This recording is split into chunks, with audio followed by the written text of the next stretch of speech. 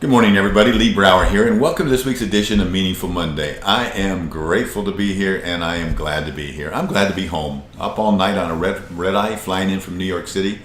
This week I've been in Chicago and New York. I spent the first part of the week in my own coach class and then coaching two groups of entrepreneurs. I'm so grateful for that opportunity. I get to swim with some of the most amazing people in the world, and that's what I call it, swim. Swim in an environment of positivity. What I call gratitude entrepreneurs that are out to make a difference. They're not out to just change their lifestyle. They're out to change the world, and I so appreciate being with them.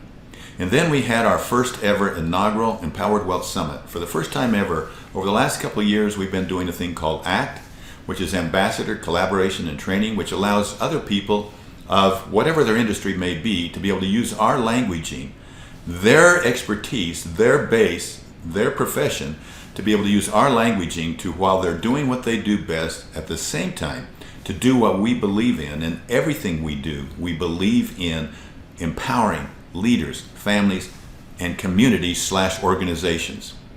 That's what we do. Everything that we do is based upon that. And so this allows others to embrace that vision as well, to develop the empowered wealth mindset as well, but using their talents and abilities to go forth. Walked away from that meeting blown away. Ron and I looked at each other and said, this exceeded expectations. The leadership in that room, the passion in that room to make a difference, to reach out and do exactly that, to empower leaders, to empower families, and to empower communities and organizations to rise up to a new standard, to rise up to this level of mindset shift, of the empowered wealth mindset shift, was exhilarating, to say the least. And in many respects, humbling. The responsibility to grab it and go with it, the need to move along with it has never been greater. Never before have we been in a time when we need more true leaders that can see beyond tomorrow, not manage, but see beyond tomorrow out into the future and are willing to make decisions today so that they can have a bigger future tomorrow.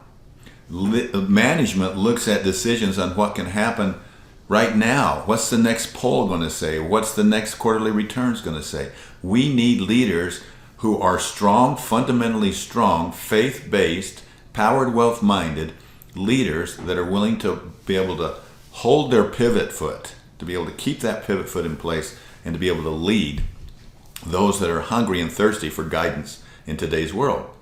I went from there then directly to the United Nations, where I've been asked to be a delegate on an organization called Novus Summit, and it was bringing together thought leaders in areas of science, technology, and innovation from around the planet to address the issues of the United Nations directive. I mean, we had 193 nations that all signed this directive on sustainability for the planet Earth. 17 different areas that they wanted to work on. Commendable areas to be able to focus in on and to be able to take care of between now, 2015 is when it was initiated, and 2030. 193 leaders of nations signed this. The purpose of this summit was to bring together technology and innovation and science leaders to discuss and to learn from each other, but to discuss how can we accelerate the process. And I found that very fascinating. The thought is the government's not mobile enough to do it. Big business is not quick enough to do it. And so that leaves the entrepreneurial spirit, the entrepreneurial mindset to be able to do that. I so enjoyed this meeting. It was like TED Talk on steroids, one great speaker after another. Great leaders in different areas, and I so felt humbled to be there. I'm not sure I know why I was there. All I know is that I was invited to be there. I didn't know a soul other than one person, who was Ken Newman, he and his wife have been through our Horizon and have the Empowered Wealth Mindset, and he's on the board of the 10X Prize organization. And I'm so grateful to be with him and his insight and his groundedness, to have somebody with the Empowered Wealth Mindset to talk to. And and as I talked to people around the room, and they said, what do you do? And I said, well, everything I do. I believe in empowering leaders, families, and communities/organizations. And they would go, families? Wow, that's the first time anybody's ever talked about that. Now, isn't that interesting? Now, there's more empirical data. There's more data that happened there. There's more experiences that happened there that I don't feel at liberty to talk about.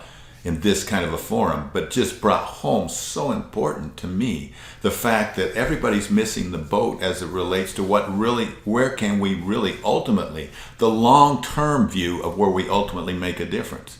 Yes, we can come in and make sure people have water. Yes, we can make sure food. And that's so important. But nobody's giving some thought to what are the stability factors that hold these things together. And when you really look at the three great stabilizers since the beginning of time, one is religion, not a specific religion per se, but religion in and of itself has proven that if it's strong, the country's strong, the people are stronger.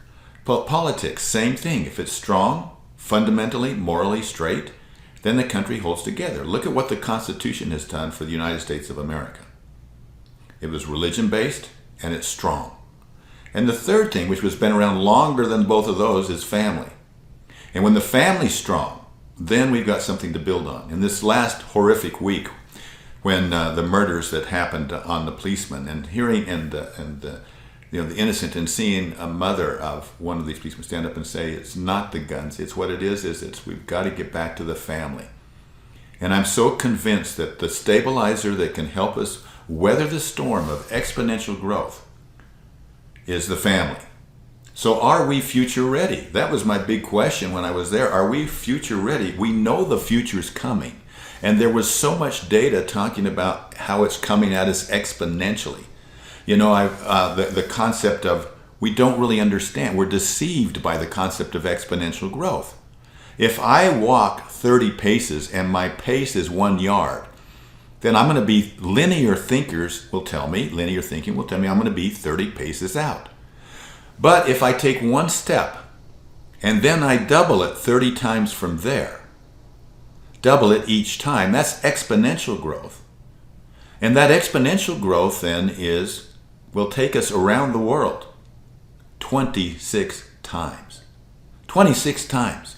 And so we have exponential growth going on it's like this. And so how far was that? How long did it take us to get the second half? The first half took us 29 steps. The second half took us 1 step.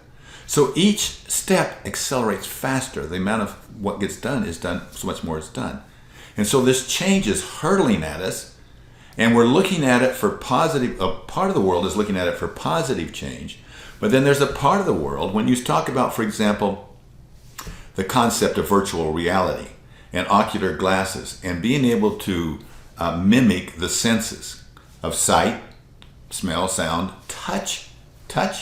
They're saying within 5 years, our nervous system through the ocular glasses will be in place that we'll actually feel somebody's handshake when we shake their hand. But what other industry is driving that, pouring millions, billions of dollars into that industry to advance that technology faster, that wants to include touch in their perverted way? There's a threat that's on families. There's a threat that's on our world, and there's a threat, and what it's lacking is moral consciousness. There wasn't one discussion about families.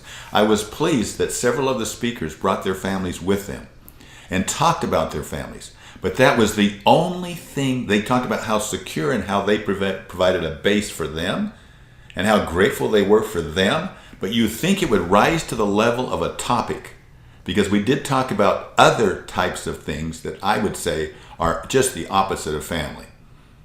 But we did not get into how to strengthen the family and the importance of moral consciousness as it relates to resolving these 17 issues. Never before have I felt the urgency, the passion that what we're doing to empower leaders in business, family, home, community, to empower businesses, to empower families, to empower communities and organizations, to be able to come back to moral consciousness and to come back to those things that matter most. I'm grateful for the things that I continue to learn from you. I'm grateful for the things. I know that Empowered Wealth is not complete, but it's in the right direction. It's doing the right thing with the right people at the right time. Ronald Reagan says the future does not belong to the faint-hearted. It belongs to the brave. It belongs to the brave. So are you future ready? Are you getting yourself future ready? Are you the leader that the world needs? I'll talk to you next week. Make this week meaningful.